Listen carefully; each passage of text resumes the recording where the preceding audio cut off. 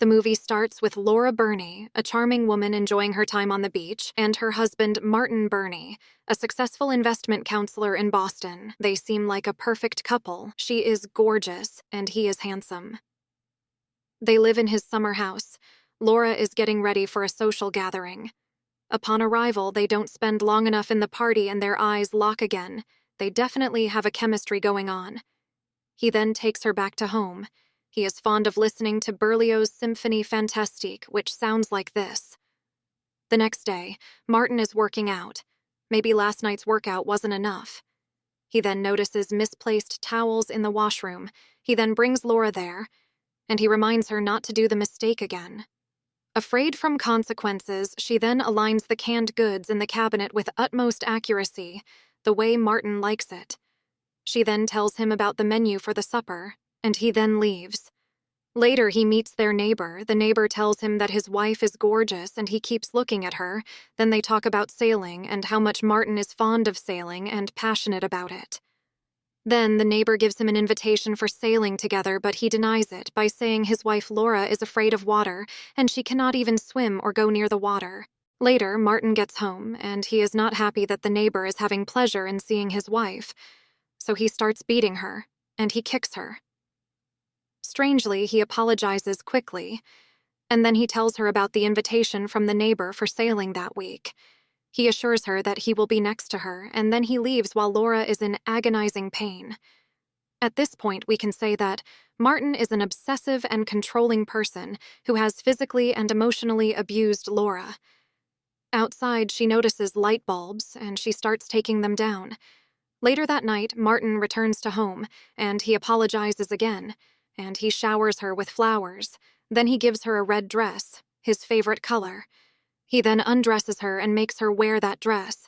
It seems clear that she is not comfortable with this treatment, and she does not like it. Sooner, he forces himself on her, and her face says everything by now.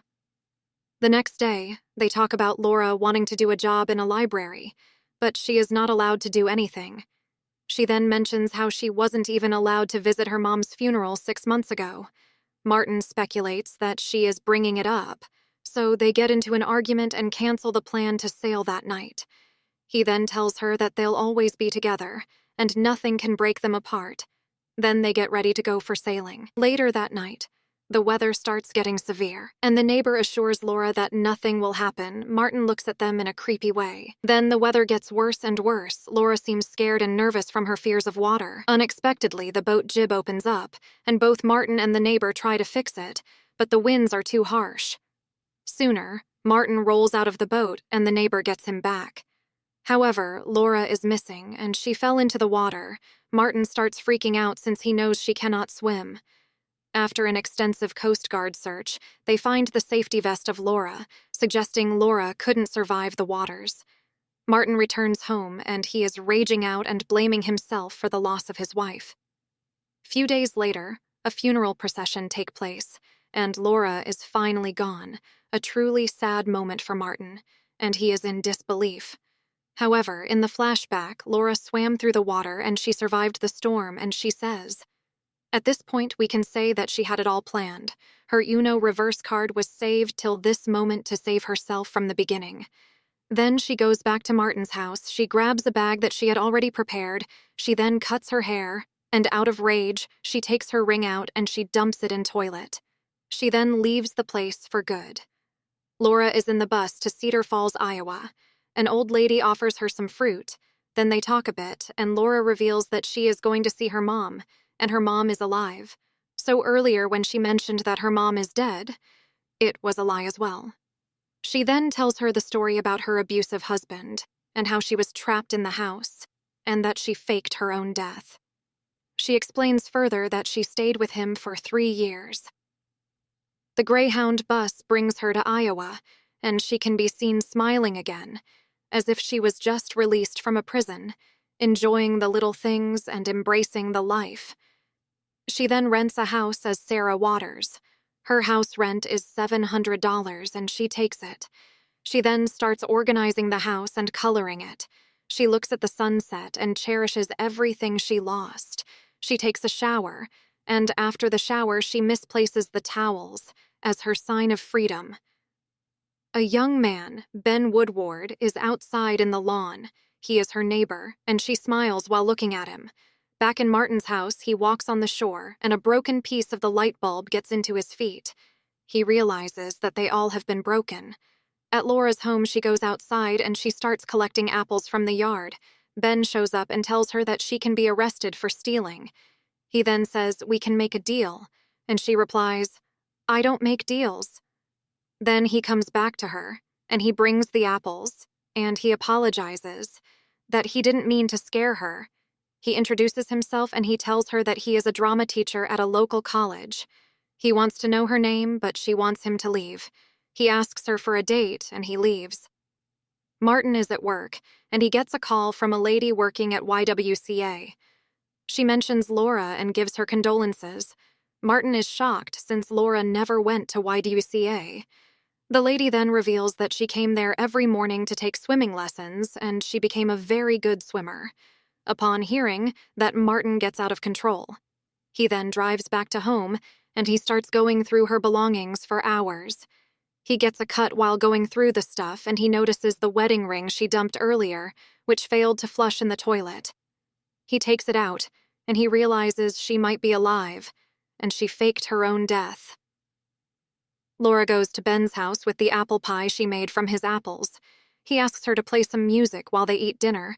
She says play any music except Berlioz's Symphonie Fantastique, the song that Martin used to play. He found out that she is looking for a job, and he suggests that he can get her some work. But she denies it. He then notices a wound on Laura's head. He suspects that she had a troubled past. She then gives him her new name, Sarah Waters. The next day, Martin starts investigating further about Laura. He goes to a retirement home where Laura's mother used to live. After talking a bit, it is revealed that Laura took her mother out of there 6 months ago. Ben helps Laura to get a job in library. He asks her what her real name is, since when he calls her name as Sarah, she is not affected. He expresses that he likes her. She denies it, and heartbroken, Ben leaves. Later, she calls her mom from a phone booth to hear her voice. Martin hires a private investigator, and he offers him $20,000 if he finds her. Few days later, the whole town is celebrating. The Independence Day. Ben notices Laura in the celebration. He reaches out to her, and they both are happy to see each other. He apologizes about the other day, but she says we are good. Then they talk a bit about their personal lives, and Laura reveals that she misses her mom, and she didn't see her in the last 6 months. Chloe, mother of Laura, is in a nursing home. Martin located her, and he is standing next to her. Laura is at home. She hears a knock on the door, and Ben invites her to a special place. He takes her to a stage, and he showers her with his love, and he sings a song for her. They both have a lot of fun, and they both are clearly in love. They both start dancing, they get back to home, and they both start kissing each other, and almost have a hormone sandwich on the stairs. She resists, and she pushes him away, and she wants him to leave. The next day, Ben is sad and disappointed from being rejected again and again. Laura goes to him, and she tells him about her ex-husband, that he was abusive, and she had to escape from him. He assures her nothing will happen to her. Later, he helps her in disguising herself as a man, and then she goes to the nursing home. She goes to her blind mother, Chloe, and she starts singing her a lullaby that her mom used to sing for her. She then reveals to her that she left Martin, and she tells her about Ben as well. Chloe assures her to be strong and not to let anyone harm her again. Martin is in the same nursing home, and he is inquiring about Laura. Then he prepares to leave from there, and Laura is drinking water from the fountain, and she leaves. A lady tells him about the visitor that they had today, and he runs outside to look for her. She gets home, and she is filled with joy, and she jumps in Ben's arms. Martin goes to Chloe, posing as a private detective, and he tells her that Martin is in the town, and they need to find Laura to warn her. She don't know where to find her, but she tells him about Ben and the college he teaches. He is about to kill her brutally, but he is interrupted by a nurse, and he leaves. The next day, he goes to the college, and he abducts a professor, but he learns it's not the right person. Ben is teaching his students in the college. He then spies on him. Later that night, he follows them, and he sees Ben and Laura happy, and he is in shock and jealousy has taken over his mind. At this point, we can say that if he can beat his wife because the neighbor was looking at her, then what he will do when he found her kissing a man and faking her own death. Laura and Ben get back to home. She is taking a bath and relaxing. However, she notices the aligned towels and she jumps out. She then starts checking the house nervously. After checking the house, she finds the kitchen towels aligned as well. She opens the kitchen cabinets, and she is happy to see it messy. She then walks from there and she notices an open window and Ben is seen walking in the house. She is clearly scared. Then they both have dinner outside and he gives her a kiss before leaving. She goes in the house, and she plays music. It plays Martin's favorite song. She then notices that the closet is open and fire alarm goes on. She breaks it because I think pressing a button would be too hard for H.A. She then goes to the kitchen cabinets, and she finds them rearranged to Martin's exact standards. She cries and laughs in a disappointing, accepting manner, knowing her fears have come true and her husband chased her till there. He then shows up and gives her a kiss. Ben knocks the door. He then reminds her the time to meet tomorrow. Soon after closing the door, Ben breaks the door, and he attacks Martin. However, he overpowers him. Martin then shows her the wedding ring. Then Laura knees him in his marbles, making him drop the gun.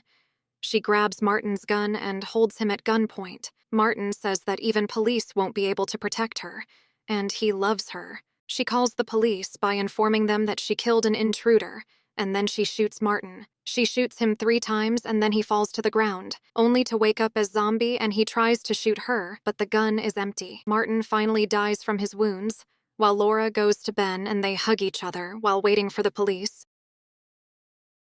Please don't forget to like and subscribe. It really helps the channel grow.